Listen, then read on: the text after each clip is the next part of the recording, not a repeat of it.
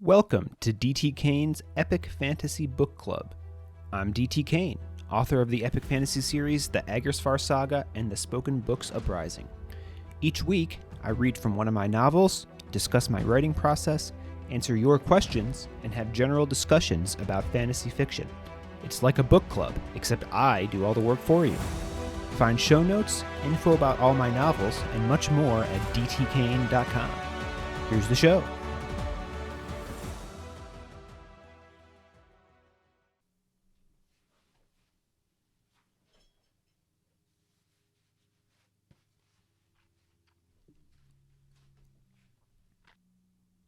Chapter 4. Illiterate ink, Baz mumbled without thinking. What's that, speaker? Farston's eyes hadn't left Baz. They still carried that inexplicable sense of placid terror. But was there also now a hint of laughter in them? All the eyes in the room had once more joined Farston in fixating on Baz. Scribes help him. All he wanted was to be left in peace. First, it was the keepers at Tome cajoling him into a quest for the blasted Declaimer's transcendence. Now, Deliritous was going to drag him off on some diplomatic nonsense. Thankfully, Leanna interjected before Baz could say something that likely would have earned him a whipping, or worse. He's just honored by the invitation to your great city, Duke Farston, she said. Of course, Erstwhile's conservatory will also wish to send a representative to join the representatives from our sister conservatories in Enigma and Fortune that I'm sure will be attending the Congress. If you'll permit me to confer with the Master Restorers, I'm sure they'll have one selected in short order to accompany you. Farston waved a hand at Leanna like one might swat at a fly that caused him mild annoyance. Leanna scowled, but only for an instant. Then, if you'll excuse me. She gave another curtsy to both of the dukes, then gave Baz the quickest of looks as she exited. There may have been a hint of sympathy in her eyes. You honor our library, Duke Farston, Deliritous said after Leanna had departed. I'll need some time to make adequate preparations, of course. So, with your leave, and my father's, I'll go see to that immediately. Of course, Duke Octavinal began. Certainly, Duke Farston said, cutting Octavinal off. The two men shared a glance. Then Duke Octavinal gave a nod, if a curt one, to Farston. Delirious looked uncertainly between the two men. Ultimately, he apparently decided silence was the only safe option. He bowed and began to depart. Delida started to follow him, but Duke Octavinal stopped her. No, you stay here. Duke Farston has requested the services of a creator to ease the strains of his long journey. Delida curtsied low in apparent submission, though the glance she shot at Deliritous seemed to plead that he intervene. The Torchsire heir only shrugged. Marquis Deliritous, you will be sure to rejoin us for tonight's entertainment, yes? It would be a shame for you to miss it. Deliritous stiffened for some reason, but when he turned to Farston, his face showed a smile. Of course, I wouldn't miss it. Giving another bow, Deliritous strode out of the receiving room. He moved with just the slightest limp. Bastion, with me, Delirious said as he passed Baz, not looking at him. With not one, but two dukes just steps away, Baz had no option but to comply. Swallowing a sigh, he settled for glaring at Delirious' back as they exited the receiving room. They walked in silence, Rocks trailing behind, ensuring Deliritous didn't leave his sight. As Baz had so explicitly experienced, the giant Harbour's oath to protect Deliritous overrode all other considerations. The thought brought a tightness to Baz's chest that he forced away with a scowl. Rocks was just a big, ugly brute. That was all. Not worth another thought. Deliritous finally stopped at the library's speaking room. It was set apart from the rest of the library. That way, if a spell ever went terribly wrong, the aftermath wouldn't threaten the rest of the building. Since their return from the trials, Deliritous had taken to locking the doors whenever he wasn't inside. The Torchsire heir held out a hand to Rox, who wordlessly handed him a key inlaid with several shining rubies. Deliritous unlocked the doors, and Bastion followed him inside. Rox shut the doors behind them. "Right then," Delirious said. He often spoke as if all those around him were close acquaintances, but lately, whenever Baz was within hearing distance, Deliritus's voice carried a certain strain. Baz supposed that ought to give him some modicum of satisfaction. What with all the undeserved praise being heaped upon Deliritous by nearly everyone in the city for his performance at the trials, perhaps Deliritus was crumbling under the weight of his own lies. Yet, all thinking of the Torchsire heir's struggles actually did for Baz was bring a sour churning to his stomach. "I presume you're just as dismayed as I am at this unforeseen turn of events," Deliritus continued, finally looking at Baz. Baz kept himself from meeting Deliritus's eyes directly, afraid what the Torchsire heir might see in them. For a reader, Deliritus had remained almost cordial toward Baz, even after their return from the trials. But whereas Baz had never received more than a sharp word or three from Deliritus before he'd gone to Tome, now the Torchsire heir had begun to punish Baz in subtle but taxing ways. Everything from being locked in a dark room, repeating prayers to the scribes, to 3 days spent scrubbing fireplaces in the kitchens, to dusting every nook and cranny of the receiving room twice over. Other speakers might count such punishments to be great mercies, but Baz found them almost as detestable as the knowledge that he needed to demonstrate submissiveness toward this fool in order to avoid further servile labor. "It's not how I pictured spending the coming days, Master Deliritus." "I expect not, but you heard my father. We've a duty. I presume I can depend on you to satisfy your obligations to this library?" Deliritus's tone was innocuous, but Baz saw in Deliritus's eyes the true meaning of his words. "I'll do what needs to be done, so long as you do the same, Master Deliritus." Deliritus's lips flattened to a razor's edge, showing he too understood what Baz meant. "You keep my secret safe, and I'll keep yours." "We'll need to select our books for the journey," Deliritus said, both his innocent tone and accusing stare unchanged.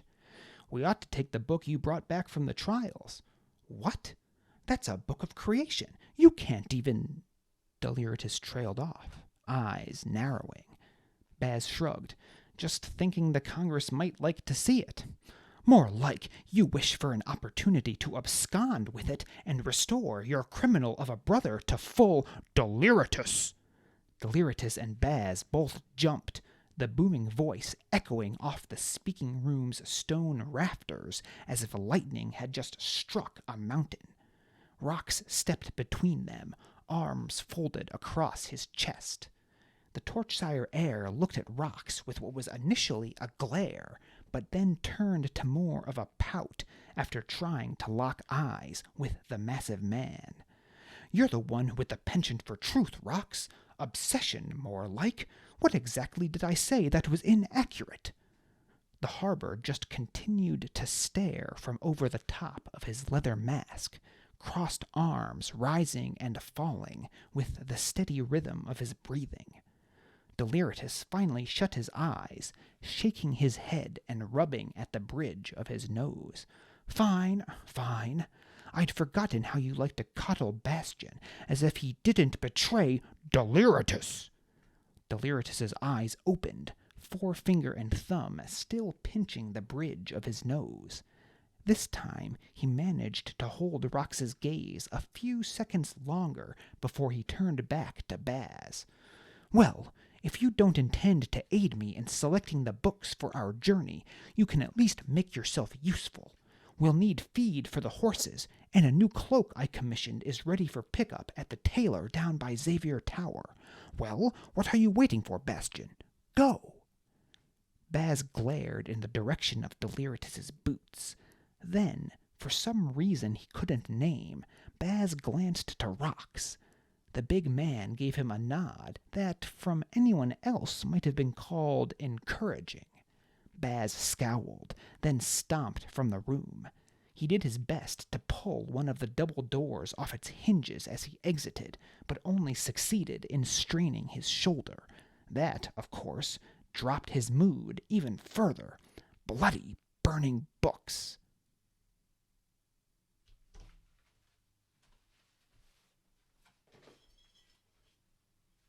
Welcome back to the book club, everyone.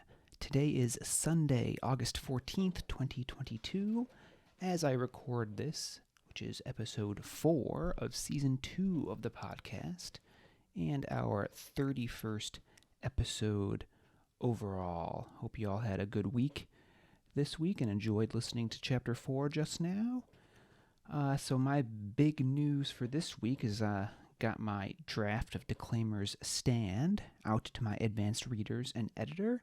That's book 4 of the Spoken Books Uprising, or part 4 of the Spoken Books Uprising, I should say. Still been tweaking a few things myself as well, even though I've gotten it out to my advanced readers. Mostly just tightening up some language and correcting a few stray typos. It's a fine line between over editing and, actually making improvements. But I am finding a fair number of sentences where I feel like I can say the same thing in fewer words, which is always a good thing. It's also amazing that no matter how many times I read something, those pesky mistakes still make their way through.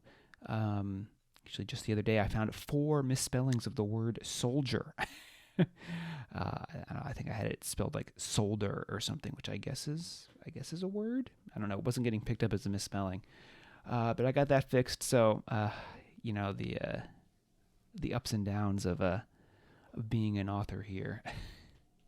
I guess also living in the age of spell check, right? None of us can spell anymore in our sloppy typing. We get away with it. So, well. Also, as I noted in my newsletter this week, I had a lovely time visiting some family on Long Island last weekend. There are few things I enjoy more than Long Island pizza and bagels, and I certainly stuffed myself to the gills with both of those. So, definitely good to take some time and recharge, even when you have kind of an ambitious schedule like mine, between my day job and running my little media empire, as I kind of like to call it to my wife, a little tongue-in-cheek here. But, got a lot going on, but good to take a few days to rest up. And speaking of resting up, I also took a nice scenic train ride yesterday through western New York.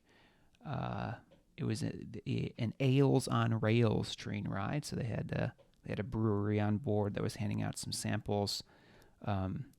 So that was a good time. Went with my father-in-law and his wife and my wife. So more good times to be had. I can't believe it's already halfway through August. So still definitely trying to take advantage of what's left of the summer. I wrote in my my journal a couple weeks ago to get your work done, but also make sure you're taking advantage of the warm weather, because here in western New York it could be snowing 2 months from now. So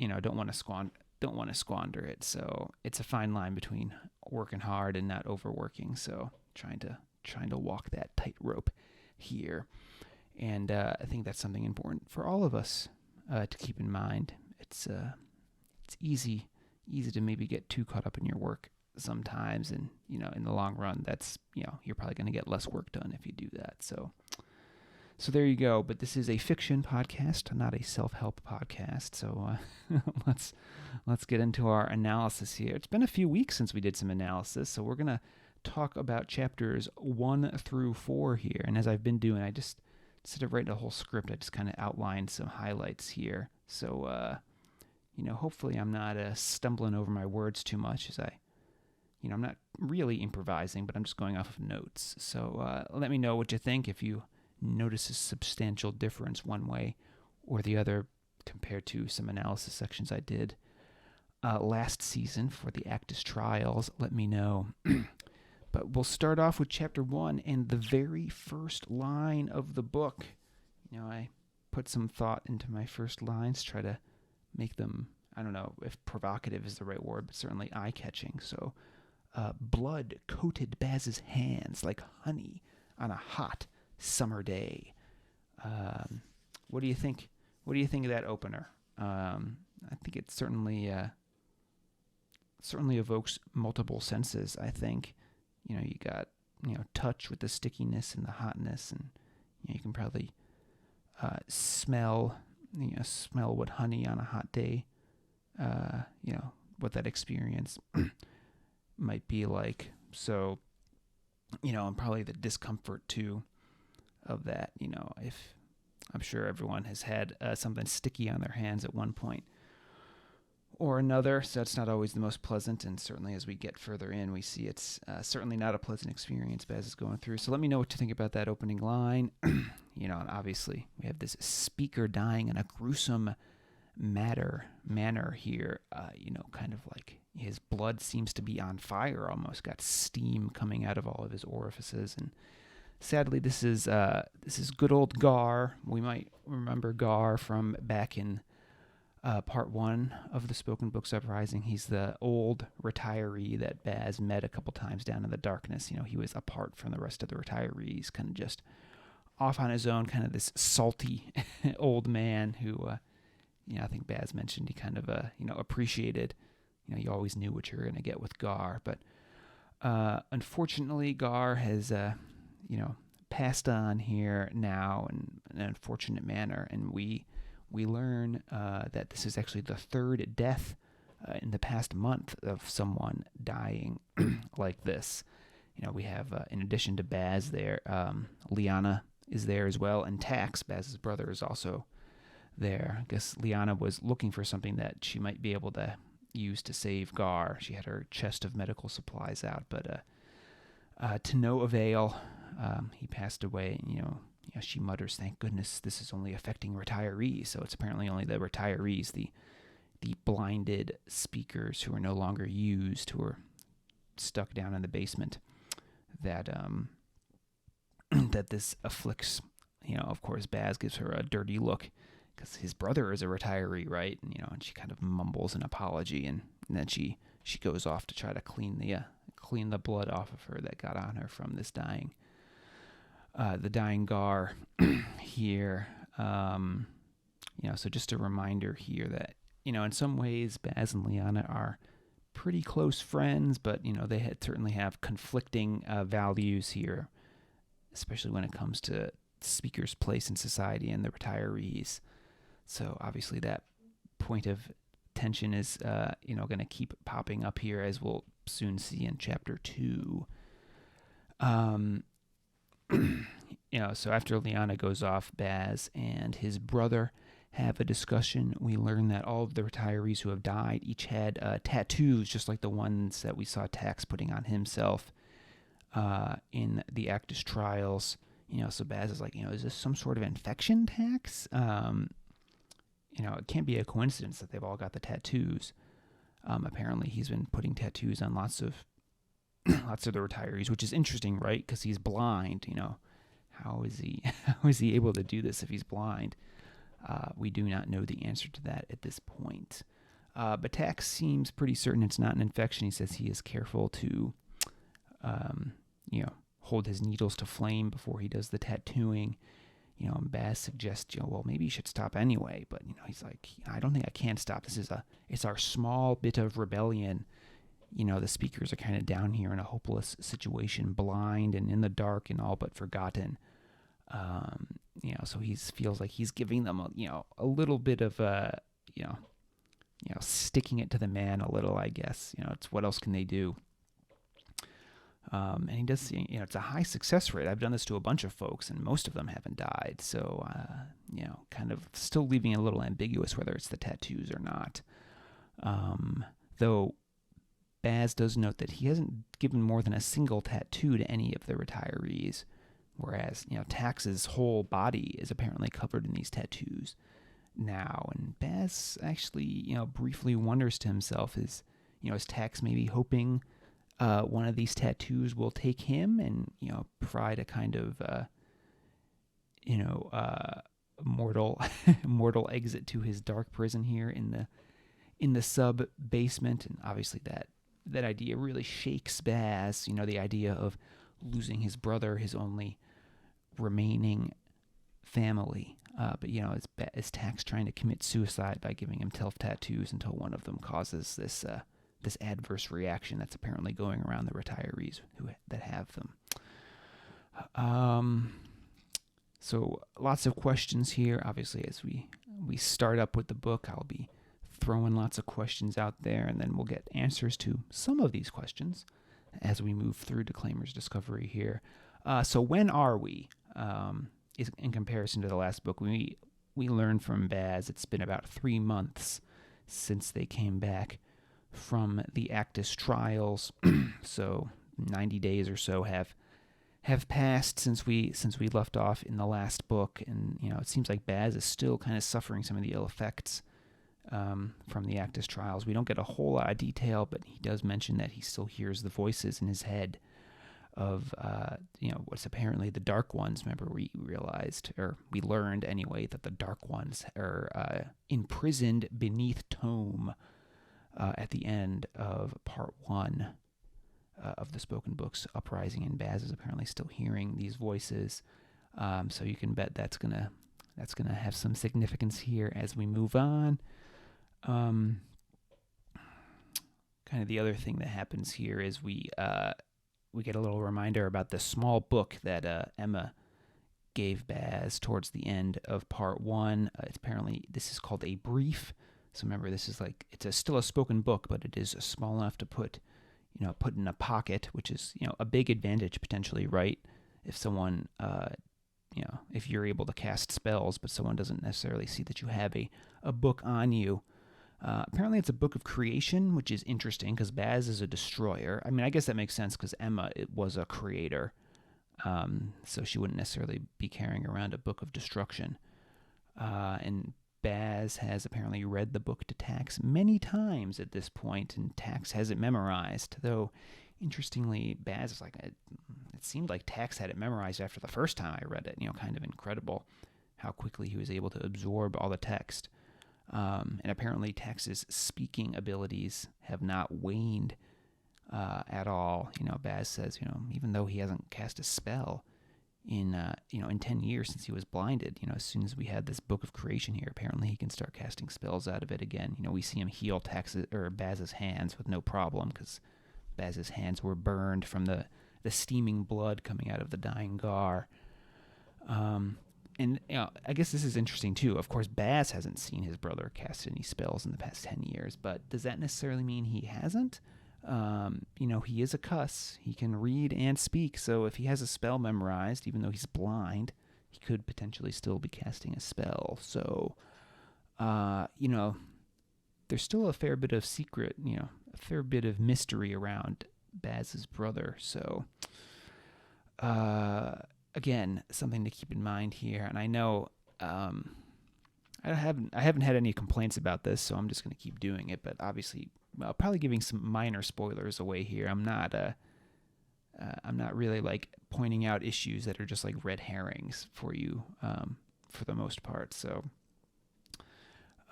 just something to keep an eye on here with Tax's abilities moving forward. But it is interesting, if Tax is so good at speaking still that he was able to memorize these words after hearing Baz read them just once. Why did he keep having Baz keep reading the book to him? And Baz is like, well, it seemed like he was trying to teach me, which I didn't understand at all because, I'm a destroyer, not a creator. But maybe this is just some brotherly effort at trying to do something for his little brother.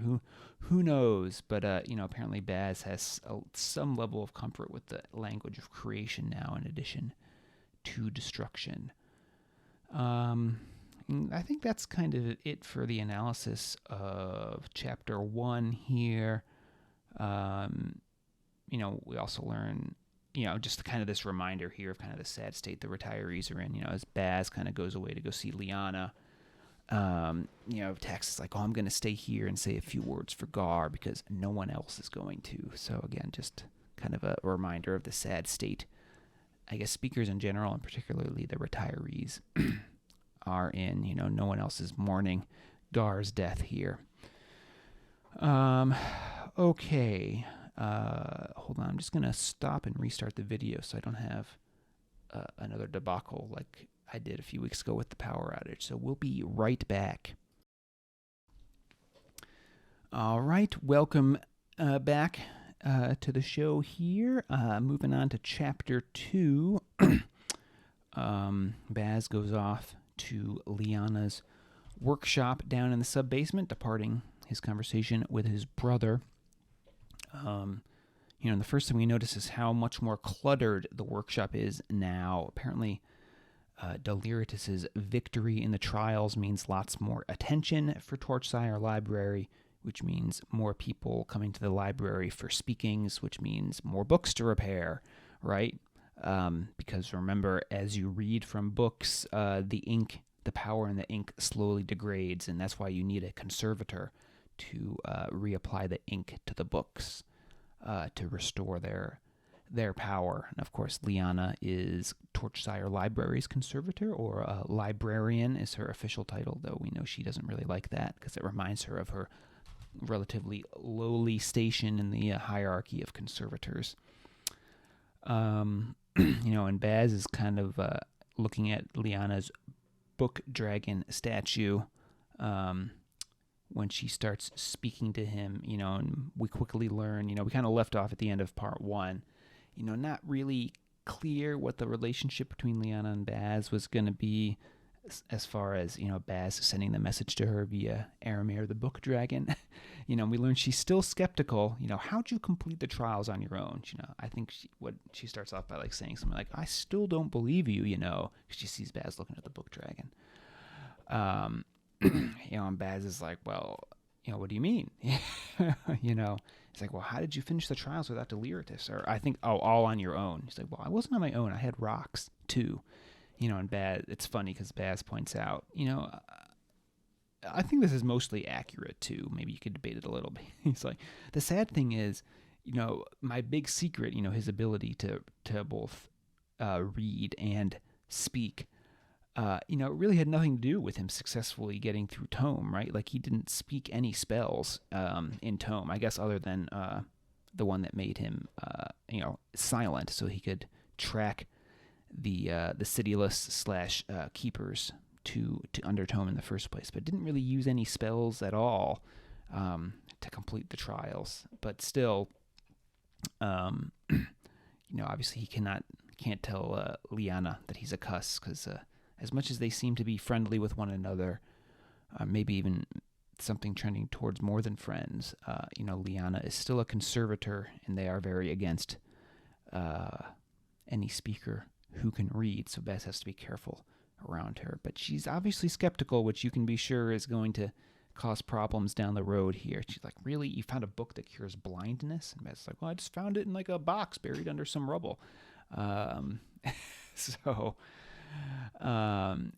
keep an eye on that. There's obviously some good things going on between Baz and Leanna, but there's also some mistrust here as well.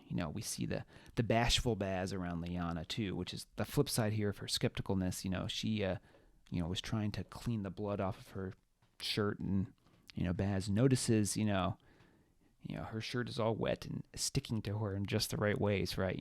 Baz gets all bashful about that, and then at one point Baz is like, well, why would I lie to you? And Leanna, maybe being a little flirtatious here. Well, to impress me, of course. And Baz, chokes on his tongue, trying to deny wanting to to impress her, but of course, denying wanting to impress her, that speaks to his true intentions right there, right? The fact that he is so eager to deny that. But of course, the conversation quickly turns dark from there because they start talking about Yeltax, Baz's brother, and Leanna basically reveals, well, he's stealing the ink from my workshop. That's how he's making these tattoos. I don't know how he's doing it. He's blind. But, I come down here, and even though I'm locking my cabinets, he gets in, and, my ink is missing. And she's like, someone's going to notice eventually because, I have to order all this extra ink that I shouldn't have to. And I guess we haven't discussed the ink economy here very much, but, ink is obviously a relatively rare commodity. We learned in part 1 that only the conservators know how to make it. So you can imagine that a sudden spike in her ink orders is going to get someone's notice sooner rather than later. And we certainly see this tension here. Initially when Leanna brings this up, Baz takes kind of like a menacing step toward Leanna. So despite their good relationship, Baz is like, you're not going to tell anyone about this. Though Baz kind of backtracks a little. He's like, well, all right, let me talk to my brother first. And Leanna continues to be skeptical about this. She's like, I'm not looking for an apology, Baz, and you need to actually act. You need to do something about this to fix it. So, certainly, an up and down relationship here between the two of them. This is kind of different worlds colliding here as well. Baz and Leanna, Leanna does stick in here at the end though. She does care what Baz thinks about her. It's not like she wants Tax, to get in trouble here. She, her and Tax were apparently friends before Tax was blinded 10 years ago, and the way she's a little hesitant about talking about that, maybe there was a little more going on between the two of them back in the day. But regardless, it seems like at the end of the day, Leanna is going to put her duty over her friendship with Baz. So,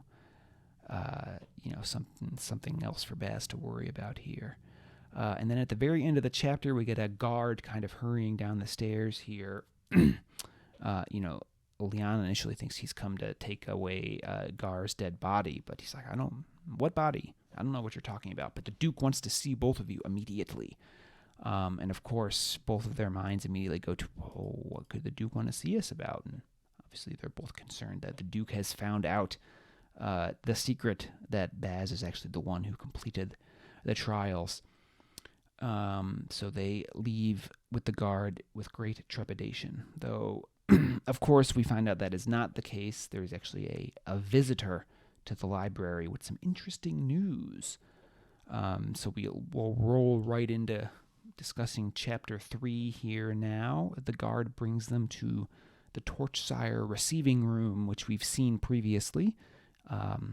We went to the receiving room back in Part 1, and we actually saw the duel there between Deliritus and an uncle, kind of like our first full introduction to how the speaker, Harbour, reader trio work in a battle. And then we had a discussion with Duke Octavinal there back in Part 1, where we've learned for the first time that Baz would be going on the Acktus Trials with Deliritous. So now we are coming full circle, going back to the receiving room, and we spend the first few pages here just kind of setting the scene. Duke Octavinal is up there on his on his throne, looking as angry as ever. His scowling face and his deformed hands and his fine clothing, and he's got his speakers all chained up behind his chair.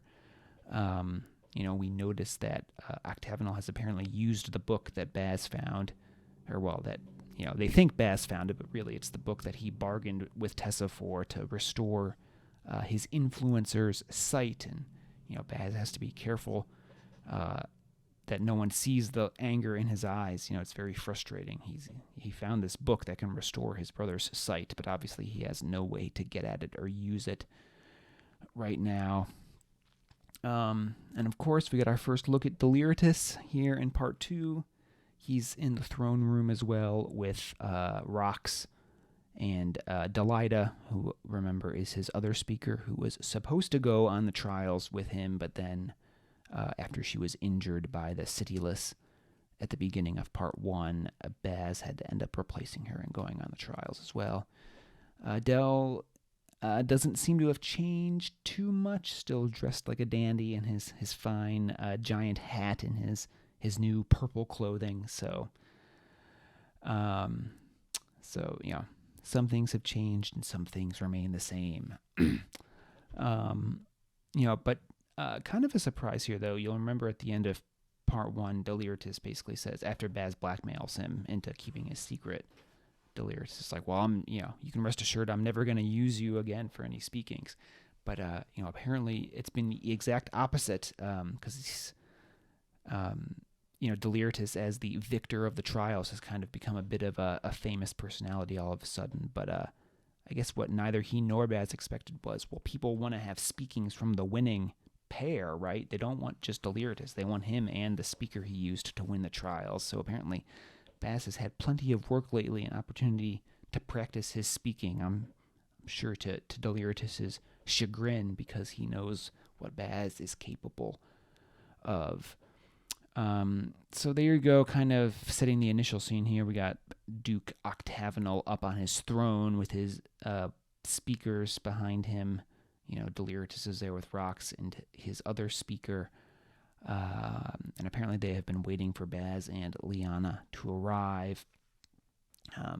Again, Baz's true feelings for Leanna really show through here, because the Duke makes kind of this, this crass comment about Leanna, because obviously she's still kind of a mess. She's got the dirty robe and it's all wet, right? So she kind of, the same way that Baz noticed her clothes clinging to her in the previous chapter, Octavinal comments on here, are you a harlot or a conservator?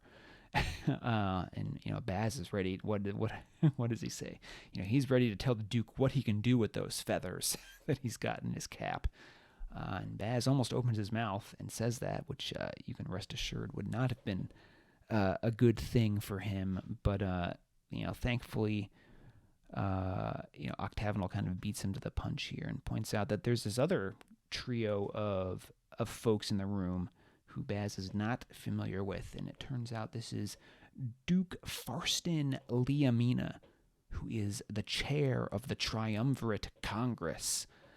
Apparently he's a very wealthy dude, right? He's dressed as nicely as Octavinal, and even his speaker is wearing a giant ruby on a necklace, right? So, Baz is like, you're putting riches on a speaker? That's kind of unheard of. It's kind of like, what does he say? It's like, you're in the company of a bunch of people who make less money than you, and you're like, freely talking about how much money you make, kind of that sort of social faux pas, putting such wealth on a speaker, a lowly speaker.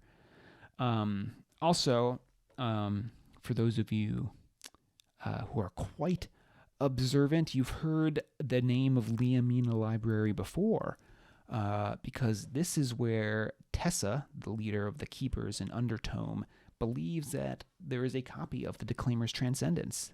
She thinks it is in Leamina Library in the City of Fortune. So, you think it's a coincidence that the Duke of Leamina Library in Fortune has suddenly shown up here in Erstwhile?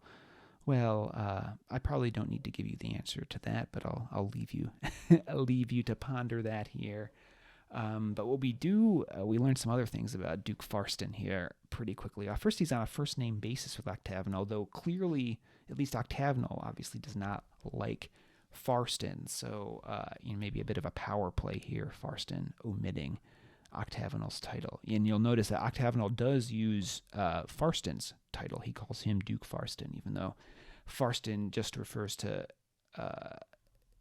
Duke Octavinal as Octavinal. Which is interesting. It kind of like floors Baz, because he's never seen anyone take such a cavalier attitude with Duke Octavinal before. Everyone's usually kind of frightened of him. So seeing a man kind of come in and act like he's above Duke Octavinal is certainly startling. And he's got this weird voice, too. Duke Farston does, that is. Placid yet terrifying. Baz kind of describes it. Kind of just, nice, calm voice on the surface, but there's just something about it. And also, it's like you can't help but listen when he speaks. There's some sort of magic in his words where he speaks and you like snap your head in the direction of him speaking to listen. And he also takes an abnormal interest in Baz, right? Octavinal kind of goes around and introduces all the major players, and then, Farston's like, wait a minute, Duke Octavinal. Or I guess just Octavinal, right? You haven't introduced you haven't introduced everyone yet. And Octavinal's like, well, I don't usually introduce property. He's like, I didn't introduce you to my chair or my rug. Again, just kind of reminding us how lowly speakers are viewed here by the elite reader class. But Farston makes this whole scene of going up to Baz and kind of inspecting him like he's inspecting a cow at an auction or something. A fine specimen, Octavinal. So kind of strange here, and obviously Baz is very very uncomfortable being scrutinized by a reader like that. But we move on from there. It seems Deliritous is maybe a bit delusional here. Farston congratulates him on his great victory at the Acktus Trials, and as far as Baz can see, there's no shame at all in Deliritus, even though Deliritus knows he was not the one who completed the trials. But of course, Duke Farston has not come all the way from Fortune just to congratulate Deliritus. He has brought news of an uprising amongst the speakers in Fortune, at least at one library, at Galfet Library. So does that sound familiar? It should, because we had this uprising, or apparent uprising, beginning at Galfet Library in the prologue. So it would seem that we have been given context for the prologue here. You'll recall this character, Stefan, was talking to the three speakers at the door of Duke Galfet's chambers in the prologue, and they were intending to go and murder him, and eventually Stefan decided he couldn't stop them. So this uprising that has brought Duke Farston, who's apparently a very important person, all the way to erstwhile. We saw the beginnings of that uprising in the prologue. So that's what the prologue was setting up here. And Duke Leamina, or Duke Farston, I kind of call him both of those interchangeably. He talks about the dungeons beneath Leamina Library and how he personally made sure that all the rebelling speakers paid dearly. So it seems that Stefan was right in the prologue. You guys are just going to get yourselves killed, and that does indeed seem to be what happened here. And Duke Farston also mentions that, there's this movement to give speakers rights in Fortune, and, Deliritus, in his kind of naive way, well, there's the Triumvirate Consolidation Treaty. That tells us how we're supposed to treat the speakers. What more could they want? And, of course, Baz is thinking, well, we don't really have any rights at all under the treaty. Apparently, the treaty says you can't murder a speaker in cold blood, but Baz is like, well, but you can just accuse a speaker of anything, and then you can kill them. So it's kind of a meaningless right that they have there. But then at the end of the chapter here, we get to the real reason that Farston is here, and apparently a special session of the Triumvirate Congress has been called back in Fortune to kind of address this proposal to give speakers rights. And erstwhile needs to send a representative. And apparently the tradition is that the library, or the current victor of the Acktus Trials, the library who won the Acktus Trials most recently, is the library who gets to send a representative to represent their city. And of course, Torchsire Library is the reigning champion, and apparently Duke Octavinal is too busy with trade negotiations at present to go. So what does that mean? Well, it means Deliritous is going to be heading to Fortune to represent erstwhile at this special session of the Congress. And, well, if Deliritous is going, that means Baz is going too. So deja vu for Baz again here in the receiving room. He suddenly learns that once again he is going to be torn away from his ordinary life and thrust into another adventure. And if we know anything about Baz, we know he does not like adventures. So another dark day for him here. Kind of, chapter 3 transitions kind of immediately into chapter 4, and Baz kind of like curses under his breath when he realizes what's happening to him here. Of course, everyone looks at him and is like, "What did you say?" And Leanna pulls Baz out of the fire here. He's like, "Oh, he's just so honored to be going to the Congress." So Leanna again, still kind of showing Leanna looks out for Baz, when she can. And apparently the conservatory also will be sending a representative, so Leanna excuses herself to go bring news to her superiors at the conservatory so they can select their representative to the to the Congress.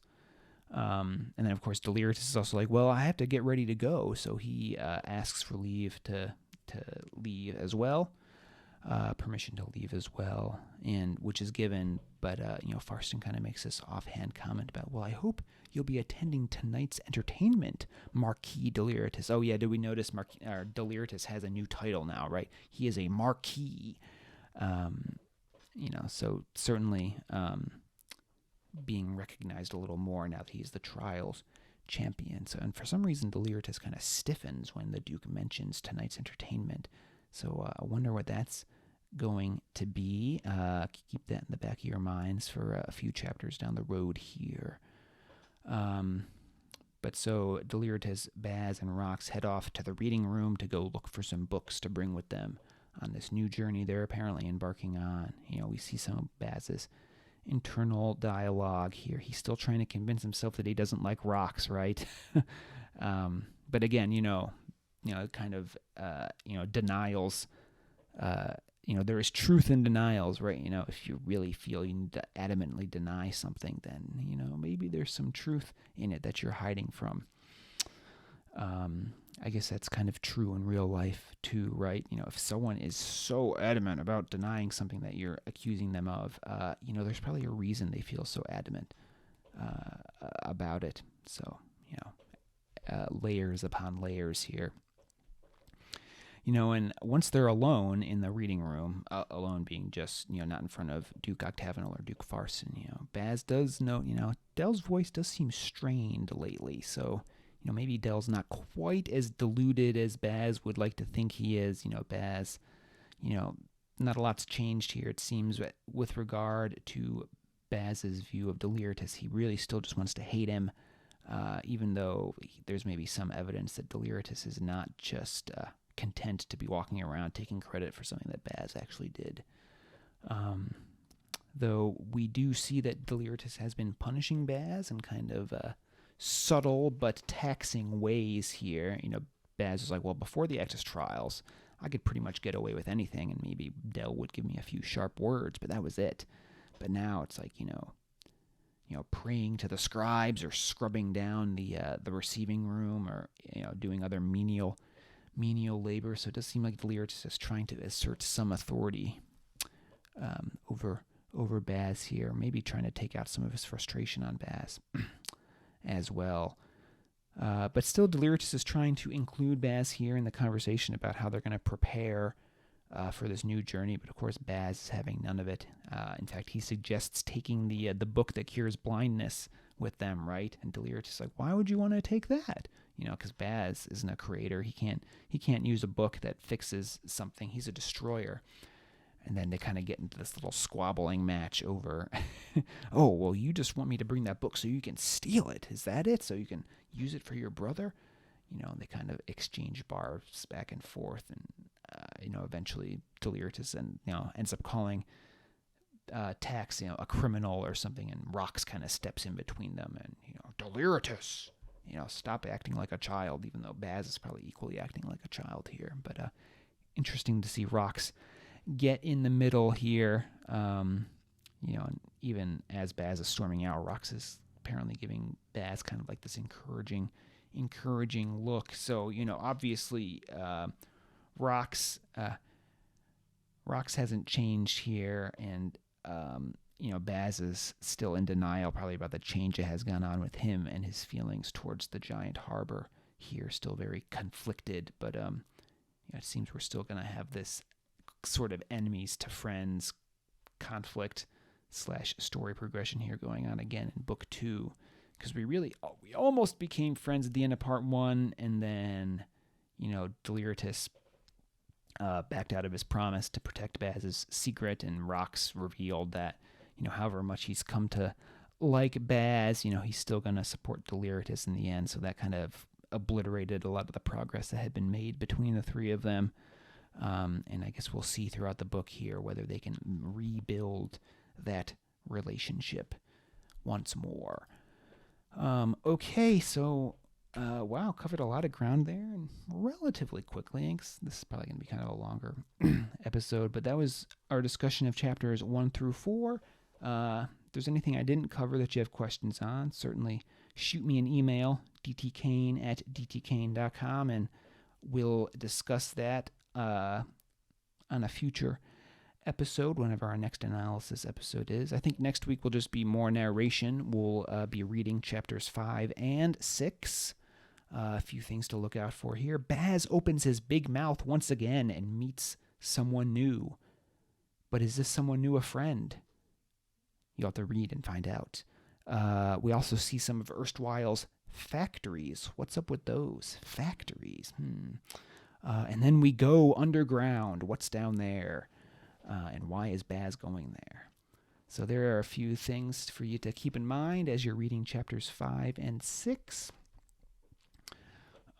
This week we do have a listener question from Jason, one of the founding Patreon members here for the DT Kane Patreon group. And if you're interested in joining me on Patreon and getting free books and your name in my books and an extra podcast episode each month, which I do plan on. I'll probably release the first extra podcast episode publicly for a couple of weeks so everyone can hear it and kind of get a sense of what they would be getting into. But if some of that stuff and more sounds interesting to you, head on over to patreon.com/DTKane, and you can check out the membership tiers. Membership starts at as low as $3.99 per month. And like I said, among other things, at $3.99 a month will get you ebook copies of every book that I release. So,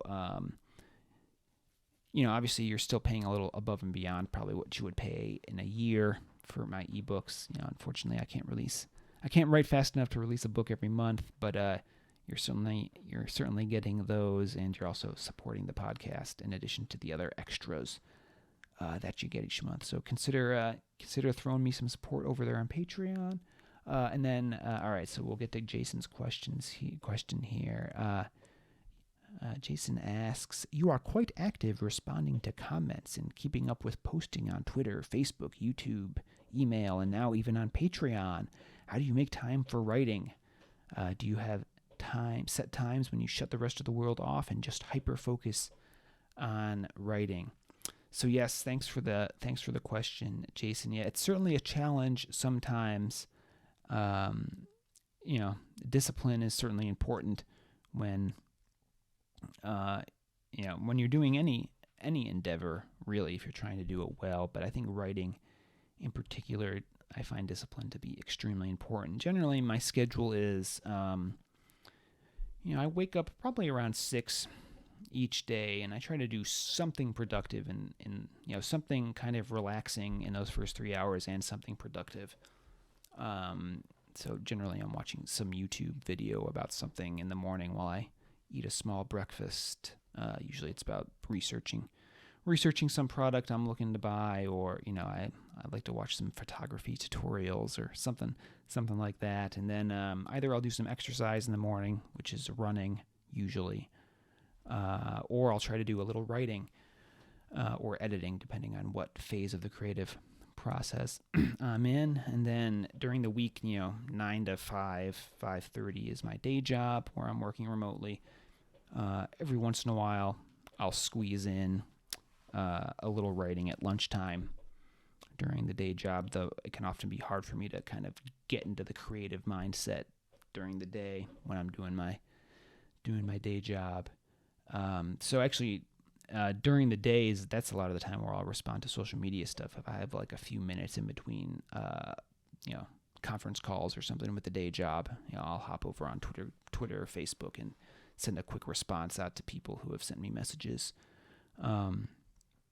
And that's, I'm not so popular at this point where I have oodles and oodles of messages to respond to. So it's not too difficult for me to get responses out to most people who leave me comments. But yeah, just kind of that periodic checking throughout the day. And then, I wrap up shop around 5:30, make some dinner, spend a little time with my wife. And then, probably around 7, I go back up to my office and work for a couple hours, whether it's podcast recording or writing. I mean, those are the two major things. And yeah, those are the times I really kind of try to shut everything else out and do some hyper focused work. And I try to stick to that routine pretty religiously, Monday through Thursday. Fridays, usually I'm just happy to get like one productive thing done, whether it's in the morning or immediately after work, and then I usually take the rest of Friday evening off. And then Saturday and Sunday, I try to,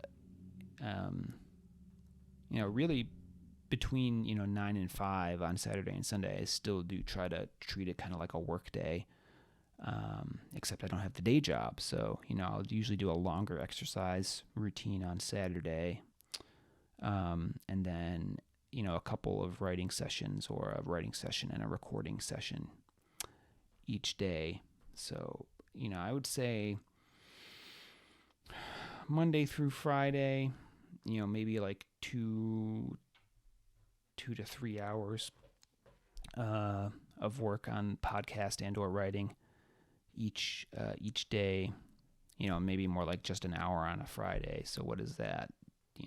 8 to 9 to 13 hours or so during the week.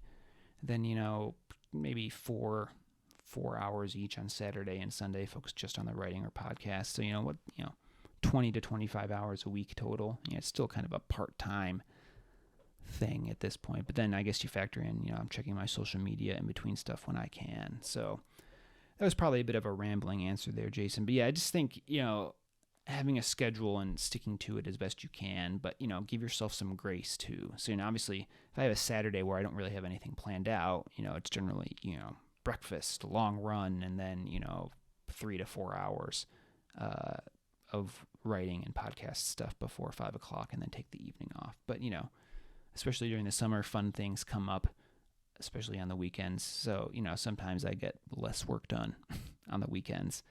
It's a tough balance.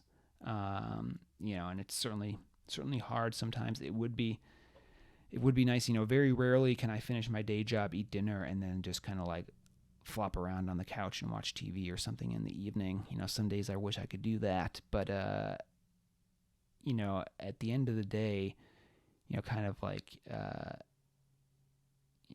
what you do each day is what you do with your life, right?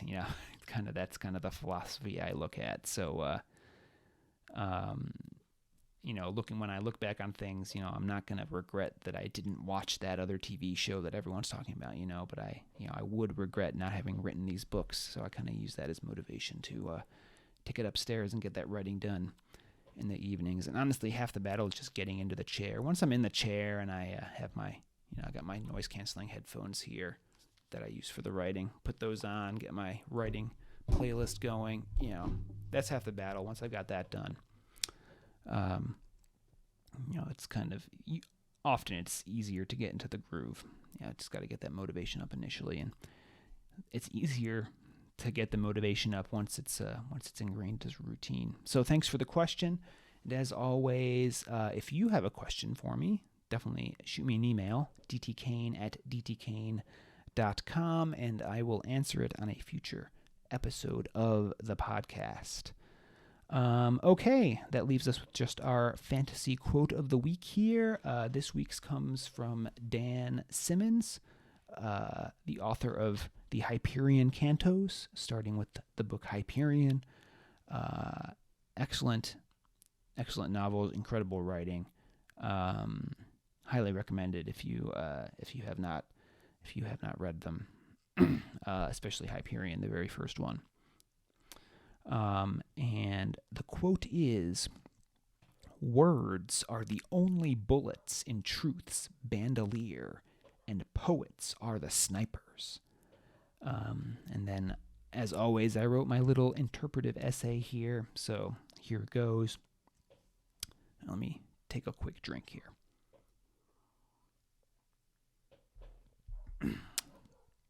All right. Cheese pizza, Pilsner beer, the Cap-Toe Oxford. Simple things. Boring, some might say. But in today's frenetic society, we often lose sight of simplicity's beauty.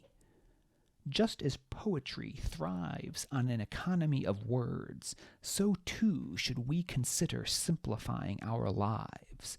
How many things, both physical and intangible, enter our lives that serve no useful purpose, do nothing to further our goals and values.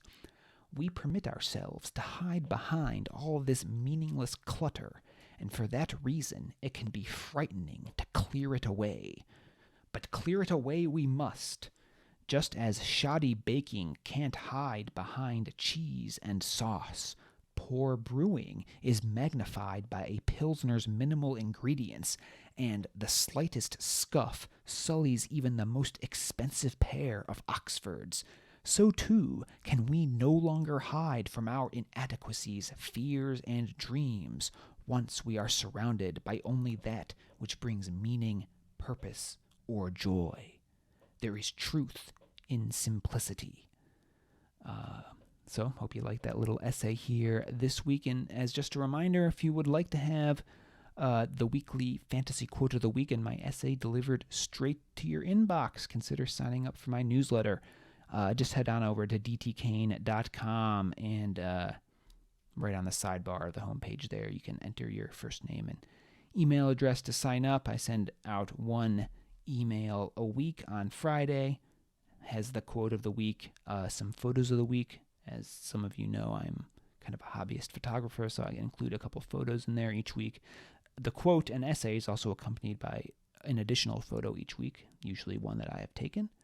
And then, of course, you get a personal update about me, updates on what I'm working on, frequent book deals. Sometimes it's free books from other authors. Sometimes it's deals on my own books. Occasionally I'll talk about some sort of current news in the fantasy fiction world, and kind of a variety of other things as well. So dtkane.com if you'd be interested in getting my once-a-week newsletter. And other than that, that's all for this time. So until next week, this has been D.T. Kane's Epic Fantasy Book Club. Thanks for listening to D.T. Kane's Epic Fantasy Book Club. If you liked today's episode, please consider rating and reviewing wherever you listen to podcasts. If you're watching on YouTube, give this video a thumbs up if you liked it, and hit that subscribe button and the bell so you get notified whenever new episodes become available. If you'd like to listen to back episodes or review the show notes, visit dtkane.com/podcast. D.T. Kane's novels are available for purchase at most major online retailers, or you can purchase directly from his website at www.dtkane.com/books.